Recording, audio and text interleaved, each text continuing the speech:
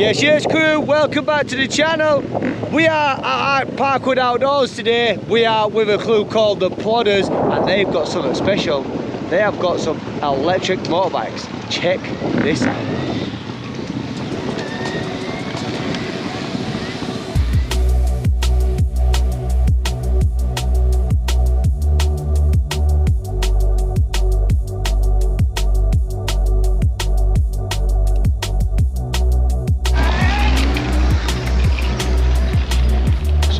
Quite strange when you listen to these bikes. They're absolutely silent, and when they're riding them, literally you don't even know where they are.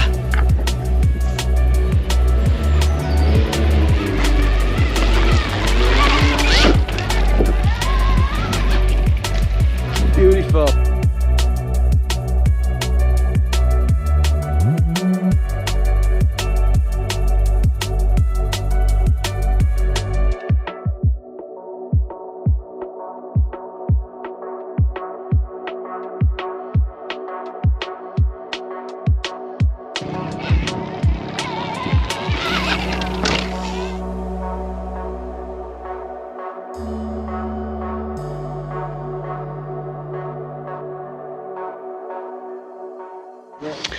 So these are the three lads that are literally ripping up Parkwood Outdoors today. Let's have a little chat with them. How you doing, bro? How you doing? You alright? What's your name? I'm Gaz. This is Gaz.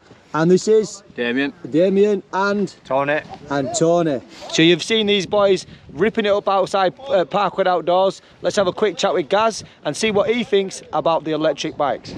Yeah, fantastic. I think electric bikes really. As you said, you know, it's going to be the future. Definitely. You know, the power they've got, so little maintenance. You know, you've no oil to change, no fuel messing about with. Literally, the biggest maintenance you've got is brake pads and looking after your chain, really, more than anything. So, yeah, they're fantastic. Loads of power, instant torque. So in relation to different models and different types of bikes that there is, why have you picked the Artic Leppard, and what sort of models have they got? We've got the Cheetah, which is the top of the line Enduro model. We've got two versions of that, the 880 and the 800. And then under that we've got the Snow Leopard, that comes in two versions. The 800 and the 700. That's 800 and 700 watt, isn't it? It's right weird when they're talking about electric bikes and stuff like that. It's all about the wattage. Obviously, normally with most mechanical motorbikes you talk about horsepower. These boys are talking about wattage, which makes it whether it be a powerful bike or less powerful bike. So what wattages have you got at the moment today? What wattage? 12 kilowatt now. The red and the blue are both 12 kilowatt. So the red and the blue one are 12 volt or 12 kilowatt. 72 volt. They are 72 volt with a 40 amp hour battery. Just give me. So we've just had to wait a little bit for some of the other petrol motorbikes to disappear. There's some alpacas which are just going for a little walk at Parkwood Outdoors with some people, and now all the bikes have gone. We can actually hear these guys talking about the electric bikes. So what sort of models have you got with you today? So we've got, they're all mountain Leopards. We've got a 800, which is 25 kilowatt, and we've got two 560s, which are both 12 kilowatt. Two 12 kilowatt riders. And how much do these bikes weigh?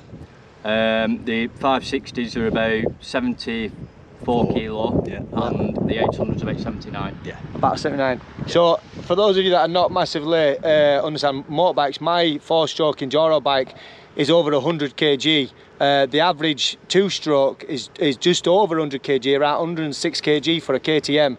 And these bikes are absolutely so light. To be honest with you, I didn't believe that they were going to be as light as that. Yeah. Like when I picked it up today, and he says, I was just moving the bikes to go take a little video, and I picked it up, and I was like, what?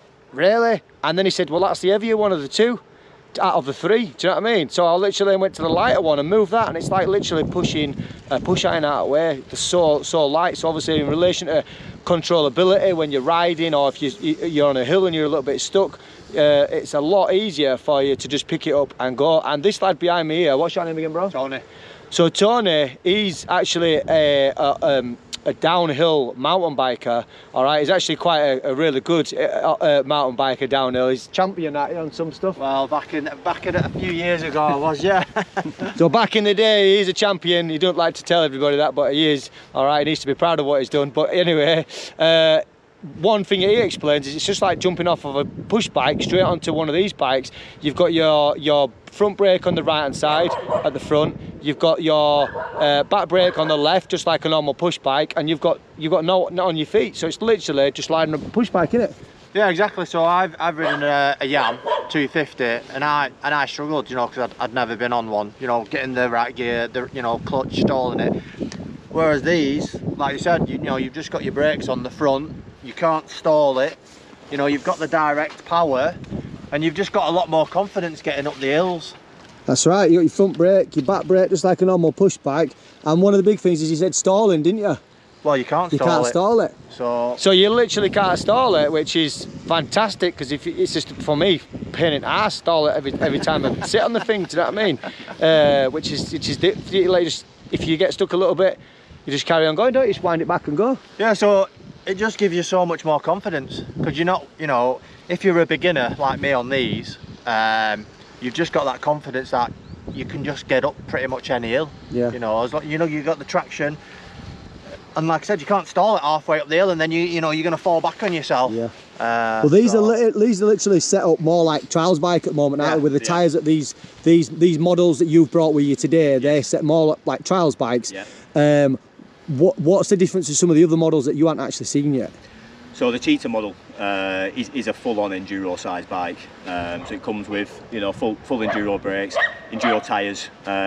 You've got all the mapping as well. They're all phone connectable from stock. So phone connectivity is not a problem. You can tune all the modes down to your regen, your engine braking, you know, which obviously classes your regen. Yeah. There's also the enduro model. Also, you can actually get a clutch upgrade as well. So they do an electronic clutch, which is actually meant to be progressive as well. So is that so you can, that'll help you like jump up rocks like this, for instance? Yeah, exactly. If you wanted to blip it. Yes, yeah. It can come with brakes front and back, just like these have. Yeah. But yeah, if you want an optional extra, you can have a clutch on it as well. Is that a future model that's coming into the UK, or is that a model that you've already seen it and arrived? Well, we've got our models coming next week. Actually, they're due, to be honest with you. So they're the bikes that you're going to be testing out. You are the ones. Yeah, these are the two Cheetah demos we've got on the way, and then the other model, which is the Snow Leopard. So that's similar to the likes of an Ultra B. Right. Size wise, but a lot more powerful. The Ultra B comes as a 12.5 kilowatt standard, but the Snow Leopard comes in a 20 kilowatt and a 25 kilowatt, which is, well, it's insane. It's a beast. Yeah. It's a weapon of a bike. There it is. What's so in relation to price wise, RRP, so the listed recommended retail price, what are we talking on different models? The Cheetah's RRP is 9999. Yep. That's for the top model. That's the top of the line model. Yep. The 800 is what did you say, 8999. Yeah. The Snow Leopard is, I think that's 9999, same as the 880. 9999. Yeah. And they do a next model down, which is 8999 as well. So yeah, they're fantastic bikes, really. What about the price for these? Price on them, again, there's 3 models on that one. On the 2024, they've changed them slightly on the models. They've got a 500, a 600 and a 700. This 5 and 600 we keep mentioning, that's actually the Newton meters of the torque that they have. Right. So, you know, you've got 12 kilowatt, but 500 Newton meters. And then you've got 16 kilowatt, which is then your 600 Newton meters, and then you've got the 20 kilowatt, which is 800 Newton meters. So yeah, plenty of punch, more than power. And how much are these ones that you've been riding around on today then? So the lower model retails about 5. So this one here, that's roughly around 5k. Yeah, 5.5 roughly for the 12 kilowatt. And then it goes up to roughly about 7. And then the big one at the top. Yeah, about 7.5. So these are looking at 5.5 grand for these, and that's brand new, right? Brand new, 5.5 grand, and then you've got the top model there of this spec. Is that correct? So out of this spec, that's the top model at the moment, and you're looking at 7.5. Yeah, about 7.5 grand, which I think I think value for money wise is absolutely next level. I've just seen these flying around and doing some absolute next level stuff, which you can check out in a minute, but this is absolutely madness compared to, I mean, I ain't had a go one yet, but I'm gonna have a little blast around. But I think one of the biggest things for me is the noise in relation to, if you're starting out, if you're going on a push iron and you're a little bit scared of the engine noise, because whether you like it or you don't, you sit on a motorbike and you rev it up and it's vibrant, it's nuts off between your legs. That is, irrespective of who you are, gonna put a little bit of fear into you, and some people just generally just don't like it. As where these, you literally sit on it and you just go, don't you? Correct. Yeah. So tell us about some of the enduro clubs that you're working with at the moment. We're currently working with Neil Berry down south. He's got like a motocross enduro training school. He's on board with us. Then we've got about another 5 dealers who we're working with. And the enduro club you were explaining in relation to noise and stuff? Yeah, because well, at the minute it can only open 3 days a week because of the noise. But once he gets bikes and that, he'll be able to 6 days a week, which is, you know, it's a no-brainer really.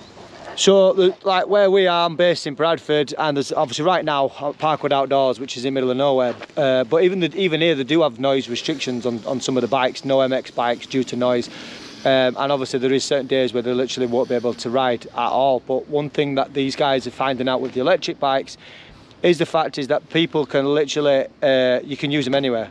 You could have people that hate motorbikes, right, and they can't do a thing about it. Even if you're riding 10 foot away from the house. Why? Because you can't physically hear them riding around. Literally, it's like a bumblebee flying past your head. That's literally it. And honestly, that's going to open up a lot of doors in relation to other enduro. Right? There's people out there that have got land that they can't make money off because they can't put bikes on them, doing enduro days because of noise, people complaining. They might not be able to use it, build on it because it's a green belt, but yet these guys have found a way that you can actually get enduro riders on there without having the complaints of your neighbours and stuff like that, and which will obviously reduce costs, which I know a lot of you, I think, I know, what's it called now, Butts Quarry, have had massive thousands of pounds worth of courts costs due to a local farmer complaining about them when they did the play days, and they had to restrict the amount of play days that they had. And I think they're on the back end of their court journey now, and they're going to be able to continue to move forwards, which is fantastic. But for instance, that is an absolute next level play area, and if they literally got banned from motorbikes, the only way of doing it is by getting these electric motorbikes. So whether you like electric motorbikes or not, irrespectively, they are the future, and that is going to be eventually the way forwards. One thing that I'm helping out with these guys, we're selling the bikes and promoting them. I'm going to be saying to people, if you're that specific person out there that's saying, the shit, the this, the that, you're the guy that I want to get on that bike and I'll go for a little blast. You're going to see us at some enduro play days, all right? So if you see us there, you see us stall, come over, have a little chat with us, and we're trying to rig it up with some of the people that are running the events, and hopefully we're going to be on the tester bikes, let you have a little blast, maybe do a lap and come back and see what you think. But the aim of the game is to show you guys how good they are, what they're capable of, and get them out there. Right. So this is the first time we're out and about with these electric bikes. I can't hear a thing,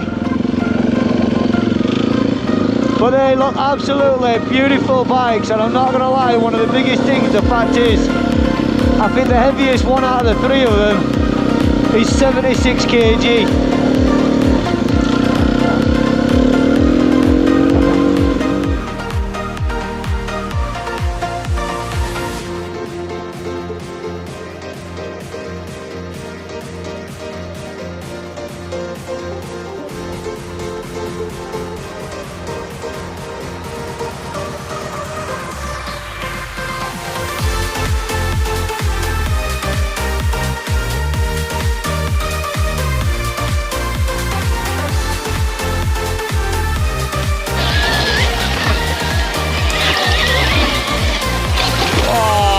Sick jump. Yes, yes.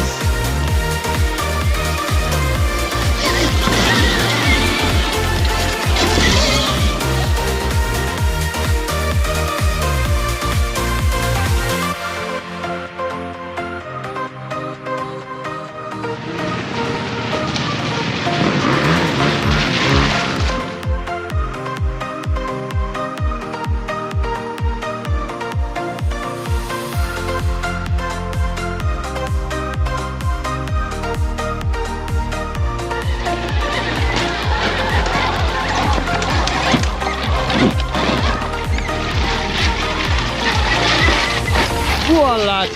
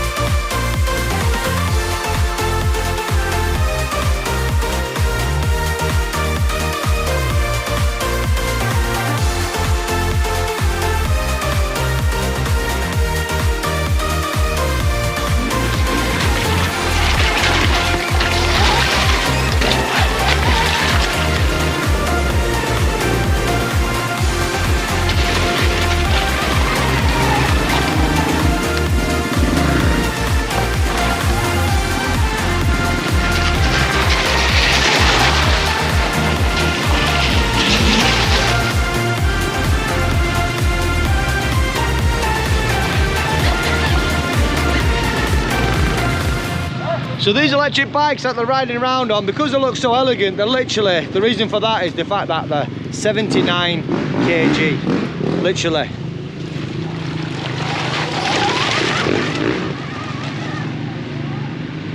And you've got someone like me driving around with 110 kg on a 4-stroke, which is a weapon of a bike. But it actually puts a little bit of fear into you, the fact that it's so heavy, and that when you drop it, it's a big ass haul log to lift it back up. Do you know what I'm saying? But with these lighter bikes, they're literally throwing them around completely.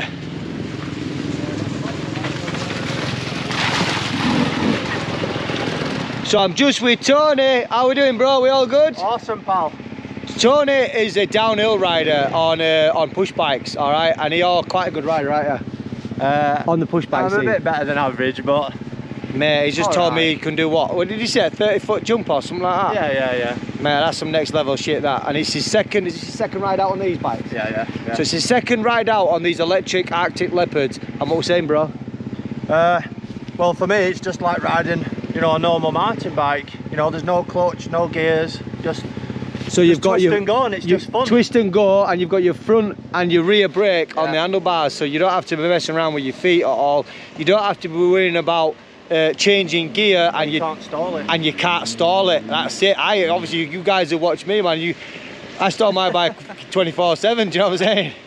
And this guy's just chilling out. You get stuck on a little bit. You don't have to worry about conking it, restarting it up again, kickstarting it. If you've got a kickstart, you literally just wind it back and off you go. Yeah. There it is. Yeah. Nice. I'm loving it.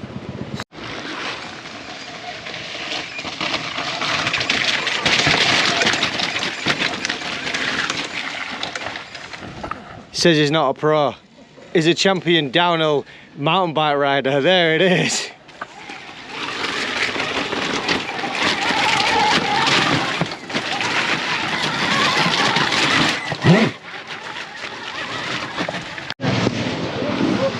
What are we saying, boys?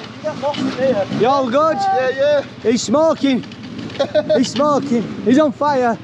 What are you saying, Jamie B? Yes. You got some balls today, haven't you? Can't get my breath back. I've got some balls, I got any lungs. You've been going up some sick stuff. How are you doing, bro? We good? Yes, Bobby. Are you feeling it today? Bro, my elbows are killing. Your elbows are killing. Yeah. We got Jamie doing some next level tricks right now. He's had his go-go juice. Yes.